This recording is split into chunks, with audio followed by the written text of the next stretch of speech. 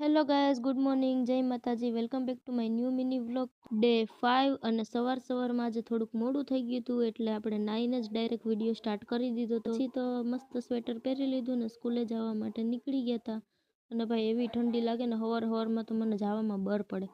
પછી પેપર ભરીને નીકળી ગયા હતા ઘરે જવા માટે. ને ઘરે આવીને સૌથી પહેલું કામ કર્યું હતું મેં આજે જ્યુસ પીવાનું. પછી મેં ચીકુનું જ્યુસ પીને સૂઈ ગઈ કેમ કે મને કાલ રાતનો ઉજાગરો હતો એટલે બહુ માથું દુખતું હતું. પછી તો ઉઠીને મસ્ત હેર સરખા કરી લીધા અને થોડુંક મેં કીધું ફરી લઉં.